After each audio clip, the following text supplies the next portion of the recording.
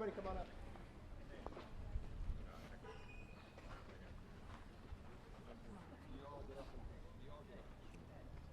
I want to first thank everybody for covering the story. Not everyone comes to Eagle Pass, and showing up matters. And I want to thank Leader McCarthy for taking time out of his schedule and making multiple trips to the border. That's important. It's certainly important to this community. I want to thank Chairwoman Elise for showing up. Gary Palmer is also on our leadership, in the Republican leadership. We have 3 members of the Republican leadership showing up today. We have members from all across our caucus, and it's a gloomy day here in Eagle Pass. It's been raining off and on. It's very windy. It's a very gloomy day. And earlier today, Border Patrol were able to recover the body of Specialist Bishop Evans, and it just feels like a gloomy, sad day. For many of us, we're going to come here, you're going to turn the cameras off, and you're going to go back to where you came from. But there's a lot of us that live here, that work here, that this is home. And that gloomy day doesn't go away. One thing I would say that this whole crisis has done is it's brought people together. It's unified. It's unified. Certainly our caucus is unified in making sure, the Republican caucus is unified in making sure that the border is going to be secure. It's unified in making sure that innocent people don't have to live through hell anymore. And I know we're unified in ensuring that we are going to honor Specialist Bishop Evans, because that man is a hero. And there are many heroes walking among us. We see them. We've met with them all throughout the day. Not all of them are law enforcement. Many of them are ranchers, they're farmers, they're business owners, they're everyday people that their voices have not been heard. And they haven't been heard because people do not show up to Eagle Pass, Texas. But yet here we are. We are unified in that. What I also say is we have solutions. It's one thing to come down here and take a picture and say, rhetoric. Blame the administration for everything that's wrong. We haven't done that. We've listened to others. Our caucus is constantly, and you're going to hear it from the group, we have answers we have solutions to some of these issues. It starts with Title 42. A year ago, Leader McCarthy and others came down to El Paso, and the administration wanted to do away with Title 42 a year ago, and we have fought them. The Republican Party has fought them every inch of the way. Here we are a year later, continuing to fight, and the fight isn't over. But I also say this is no longer about parties. This is about people. Everybody in this crisis, everybody's world is turned upside down. We've heard from ranchers that their kids, they can't go out and play. They have to carry pistols when they walk their properties. Their childhoods have been stolen. People's lives have been stolen. This is about bringing everyone together. It starts with keeping Title 42. What you're seeing is Democrats. Democrats are now starting to be on board as well, because this does not stop at a party. I will stop there. Once again, I thank everybody for showing up today. Showing up is how we get to the end of this crisis. And I want to turn it over to Leader McCarthy. I want to thank Congressman Tony Gonzalez. This is his district, one that he's worked very hard for. This is not our first trip down to the border. Been coming here for quite some time. We welcome and want to ask the Democrats to join us, actually. But before I begin, I want to say a message to Bishop Evans' grandmother. He was raised by his grandmother. Our thoughts and prayers are with you. But your grandson did not die in vain. He was a National Guard specialist. He was a human being. He risked his own life for a person he did not know because he could not watch that person drown. He gave his life. There are reports that the individual he's trying to save may have even been moving drugs. But we want you to know that your grandson did not die in vain. Today we had a very thorough tour, starting with the border agents. I cannot thank them enough for the job they do.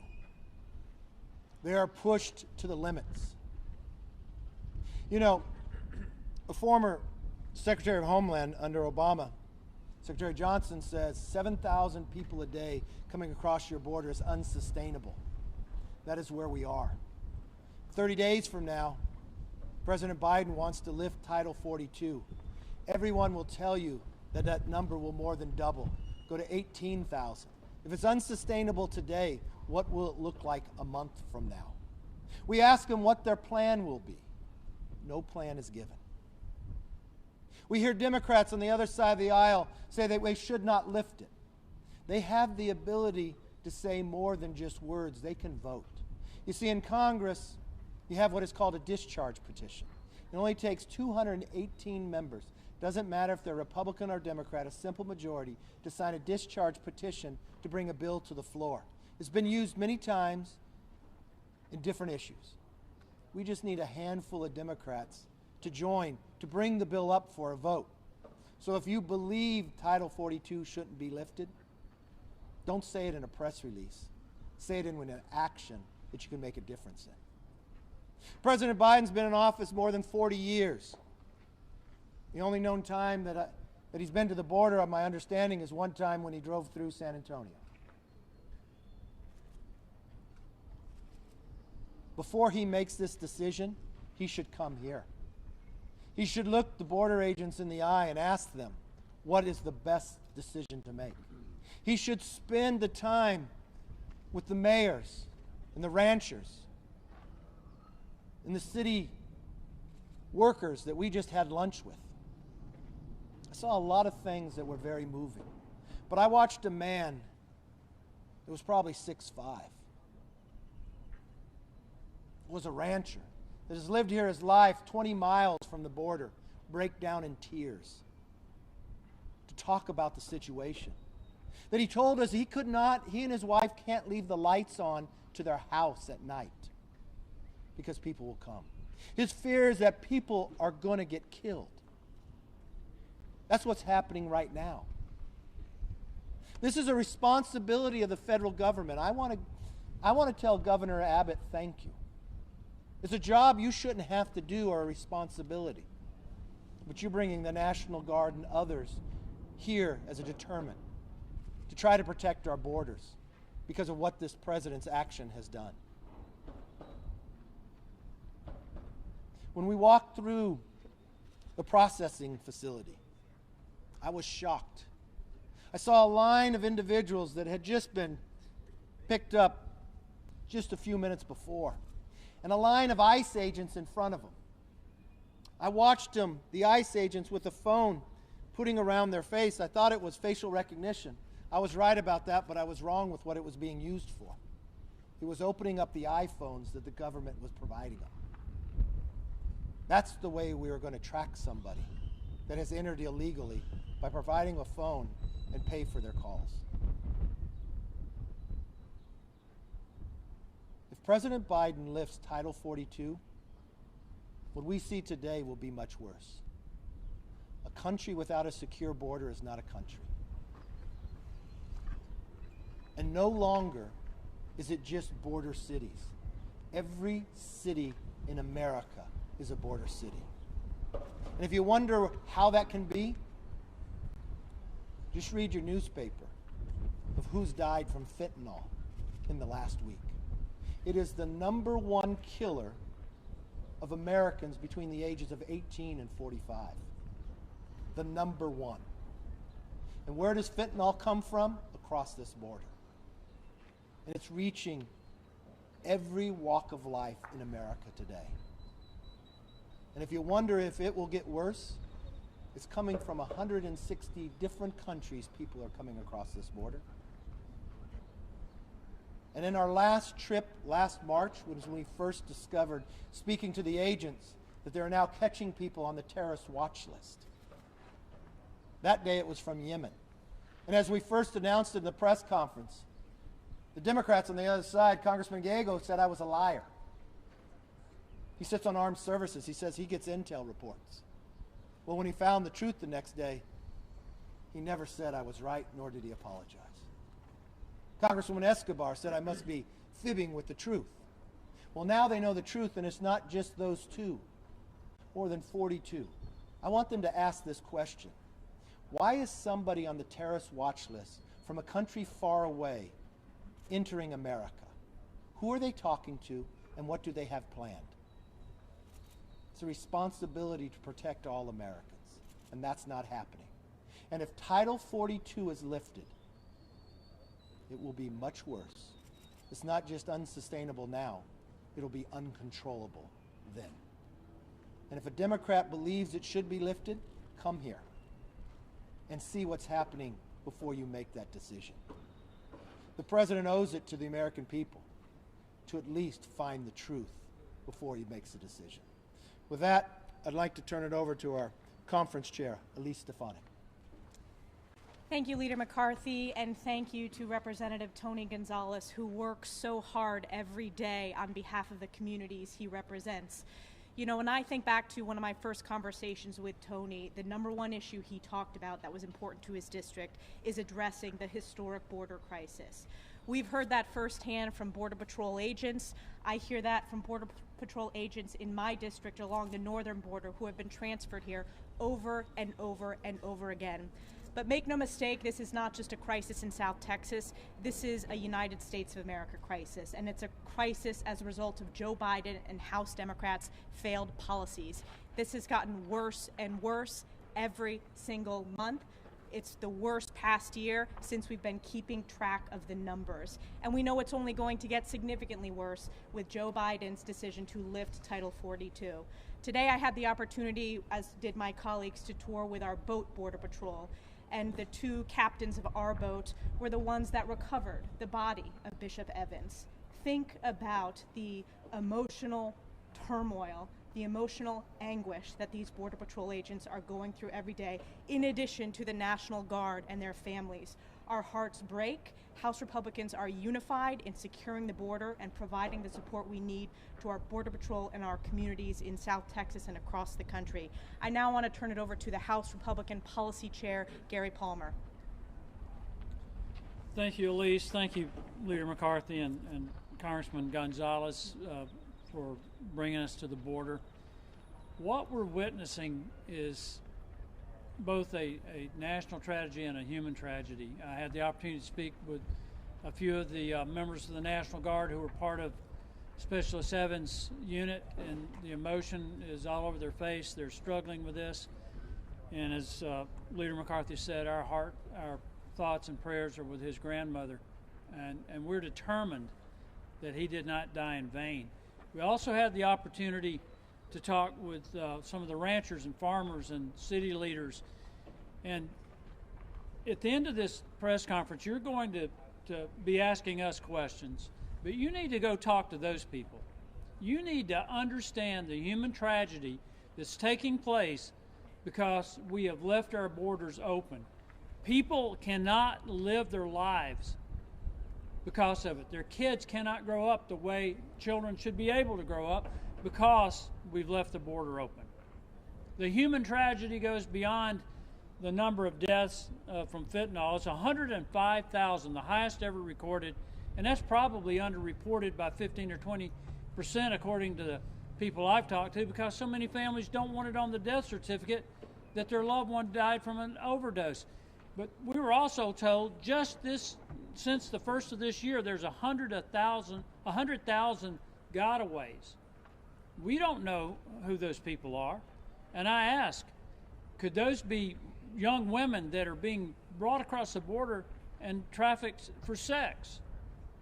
And the answer is very likely.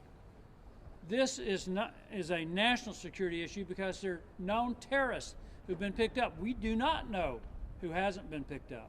And I want to remind the Democrats, it only took 19 to carry out September 11th. So I would just like to again encourage you to go beyond the typical reporting that you do about a trip to the border and talk to the people out in Texas who are impacted by this, and talk to the people who are doing their job every day to defend this border. With that, I'd like to invite Congressman Michael Guest from Mississippi to the podium.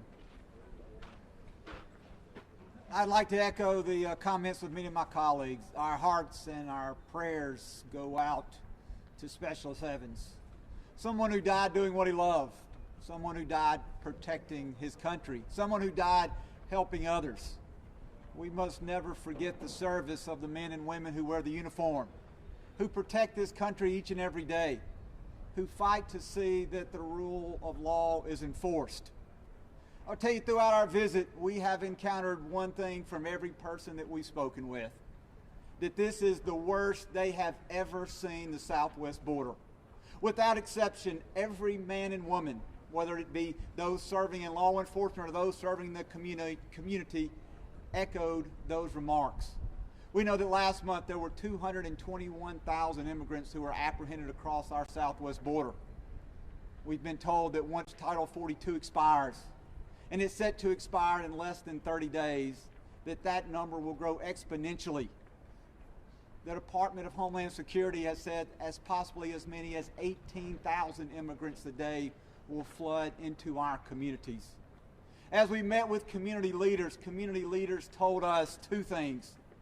One, they said that they felt abandoned, that this administration, that the federal government had abandoned them, and then they gave one very simple plea. Please provide help. To those members we met with today, I want them to know that those pleas do not fall on deaf ears, that myself and my colleagues behind us, that we will take those pleas to Washington, D.C., and that we will fight on their behalf. We will fight on behalf of the men and women who stand behind us, who stand here on this border protecting this great country that we love. At this time, I will turn the podium over to Representative Chip Roy. Thanks, Mike. Thanks, Tony. Thanks, Leader McCarthy. Throughout my entire life in public service, I've heard a lot of my Democratic colleagues claim the mantle of compassion. There is nothing compassionate about this. Nothing. Last Friday, a teenage girl who had been raped, prostituted, put into the sex trafficking trade, served as the basis for the arrest of a Mexican national who had been deported 15 times. That happened in San Antonio, Texas. That's a real life. It's a real human being. There are stash houses within miles of here, stash houses in Houston, San Antonio. Human beings being trafficked for profit. And it takes a lot of effort to get the media to come down here and focus on this. The ranchers that we met with this morning, that I've met with dozens of times, that Tony's met with dozens of times, hundreds of times. Where are you guys on a daily basis when their lives are getting turned upside down? Are you asking our Democratic colleagues, like you tend to go stick a microphone in our face asking us which thing we've done or not done? Have you asked any of our Democratic colleagues why they've not signed a discharge petition to ensure Title 42 enforcement, which we've had filed for a year? We filed it last April. An entire year it's been sitting there. Now we get attention, a month out. But here's the real truth. Title 42 is a Band-Aid on a gunshot wound. It's not actual border security. It's important, but it represents the ability to turn people away and actually secure the border. But we've got to actually do the hard work of having a sovereign nation secure a border so that migrants don't get killed. The 700 to 1,000 that are in body trailers. The local officials have to go rent to put bodies in. The ranchers who find dead bodies on their property. The bodies we find in the river on a daily basis that Border Patrol has to go find in the river every day. That's my ask of you in the press. Ask every single member of the House of Representatives on the other side of the aisle why they won't sign a discharge petition to move Title 42, but more importantly, stand up for a secure border. Remember that it was a Democrat, Sylvester Reyes, who helped us build a fence in El Paso 15 years ago that is actually helping the flow there. This should not be a partisan issue to have a sovereign nation. That's what this is about, but it's about the humanity, it's about the people dying from fentanyl poisoning, it's about the people being put in the sex trafficking trade, it's about the ranchers, it's about the people throughout this country getting harmed because this administration, led by the President and Secretary Mayorkas, who I look forward to seeing on Thursday, by the way, in the Judiciary Committee, they won't do their job. And they leave the job to the governor and Texas DPS and our National Guard in Texas. With that, I'm going to turn over to my friend, Ms. Taylor Greene from Georgia. Thank you. First, I'd like to thank Congressman Tony Gonzalez for bringing us here, and Leader McCarthy, thank you very much. I'm from Georgia, and this is my first real border trip, and I just want to tell you right now, this isn't about political parties, and it should be nothing about politics. This should be about securing the United States border, respecting our laws, respecting our law enforcement, respecting the families and the businesses that live right here along our border, and then also realizing by the sheer numbers and the facts and the information that we learned today that our president, that the United States elected, he is serving as our president. Well, he is the greatest business partner to the cartels that has ever existed, because everything he's doing along with the Democrats is enriching them by so much money, hundreds of millions of dollars and even more. The human suffering that has happened and is happening and will happen if Title 42 is repealed and lifted, and the amount of people that are expected to come across this border starts coming, this will bring human suffering, death, and crime like we have never seen. And we're already seeing it at numbers and elevated numbers that we've never witnessed before in our lives. Imagine being a mother and you can't let your children go play outside in the yard because there are people that you don't know who they are invading your country, coming across your property, and imagine what they could do to your kids. Imagine being a woman and you're just trying to get your groceries out of your car to carry them in the house, and you are faced with men who don't even belong in your carport, and that's where they are because they invaded our country. Now imagine finding out that your grandson drowned in this river behind us because he went in to save someone's life who is rumored to be smuggling drugs into America. These are the things that shouldn't be happening, but they're happening, and the Democrats are doing nothing about it. Well, here's what's going to happen. House Republicans are committed, and we are all together going to do something about this problem to secure our border, and most of all, protect our country and our families and our businesses, and support our law enforcement, Border Patrol, and give them the resources that they need so that America can be respected again, our laws can be respected again, and we can have a secure nation for every single American, not for just one group or another, but for all of us. Thank you very much. With that, I'd like to turn it over to Representative Diana Harshberger. Well, it's a pleasure to be here. Thank you, Tony. Thank you, Leader McCarthy, for inviting me. You know, I'm not from a border state. I'm from Tennessee. But every state in the Union is going to be a border state. I don't know what to say about what I've seen today. It's heartbreaking that a young man lost his life. A grandmother will go home and she won't have a grandson. But it happens every day with these illegal drugs being smuggled across the border. And I don't know of a family that's not been touched at all by someone who's lost a son or a daughter or a mom or a dad because of the illegal use of fentanyl, methamphetamines. The numbers are unreal. You know, the cartels are the biggest national criminal threat to our country, period. And we're allowing this to happen, and our government is becoming the largest human smuggler of illegal aliens, period. This is a travesty. A sovereign nation has borders. And I want the Border Patrol and all law enforcement in Texas to know that we're going to do whatever we can to help stop this. And it happens in November. We have to stop the bleeding. These people are asking us to help. These ranchers are having it's trespassing. No one's taking charge. They can't get anybody to come out when somebody comes. Women are in their homes being attacked sometimes by illegals. You know, these are stories we heard today. It's unbelievable, and the rest of the country needs to wake up. And they need to see what's happening right here. Del Rio, Eagle Pass, the Rio Grande. The numbers we heard today are staggering. It's unbelievable. And I want them to know that I'll do whatever within my power to help them get the funds they need, to help them with whatever they need to stop this situation. The law is the law, and if you want to change it, you need to legislate it, not executive order it. And the last thing I'll say is lawlessness breeds lawlessness, and that's what we're seeing right here. And our nation can't handle this. With that, I'll turn it over to Representative Blake Moore. Thank you, Diana. I'd like to just first sincerely thank Representative Tony Gonzalez. He's an incredible friend of mine. We're freshmen together. And speak directly to the Texans in the 23rd District. You have somebody in Tony Gonzalez that cares more about this issue than anybody that I know. But he doesn't just show up by bringing numerous groups down here to just walk us through it and show us the reality.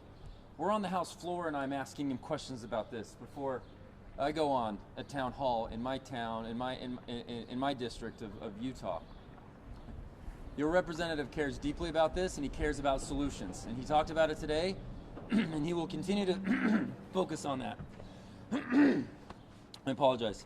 He mentioned it's a somber day, and I'd like to just echo the condolences for Specialist Evans and to his grandmother. That didn't need to happen. And we will continue to work and fight so his life is not in vain. You see his fellow guardsmen, his leadership here today, sharing with us the reality. Look, I appreciate all the cameras and stuff. In my freshman term, I haven't done a lot of this. I haven't spoken a lot to broad media. But what I have done is the point that I want to make. Like I said, I'm in Utah. We're tucked in the Intermountain region of the U.S. It's very, very far from northern, east, west, all the borders of our nation.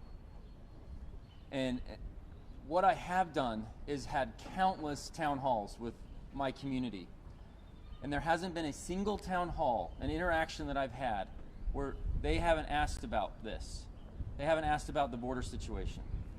This is affecting every single community in America, and it's all something we can avoid.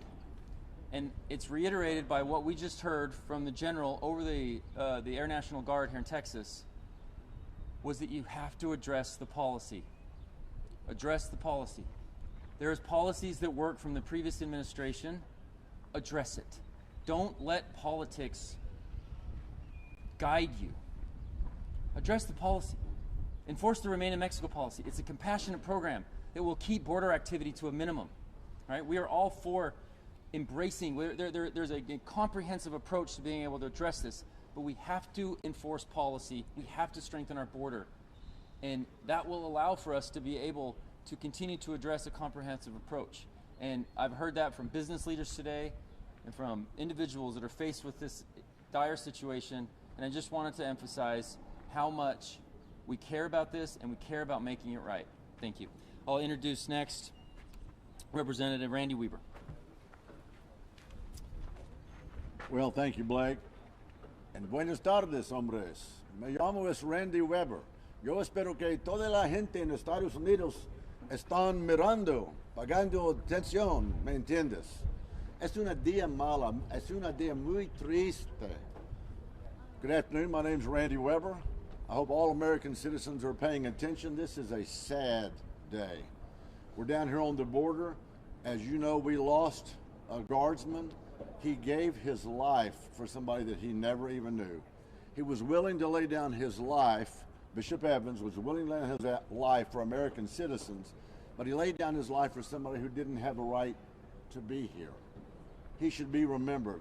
I hope his grandmother takes solace in that. Jesus said, no greater love has a man than he laid down his life for his fellow man. And Bishop Evans exemplified that. And I want to also echo what our great leader said when he said, thank you, Governor Abbott. I want to say thank you, Texas Legislature. I was there in 2009 to 2012 when we put $400 million on the border because the federal government wouldn't do its job.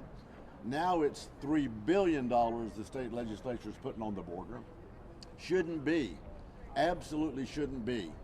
Biden bears responsibility for this. I don't see how he sleeps well at night. It's just not our National Guardsman who lost his life. Y'all have seen the stories of infants, of young children, of women that have been raped, sexually abused, young ladies, young girls. Biden bears responsibility. This is his border crisis. I don't see how he sleeps well at night. This is about my 7th or 8th trip here. It's getting worse and worse and worse, and President Biden bears that blame. Thank you all for being here. I'm going to yield back to our great leader.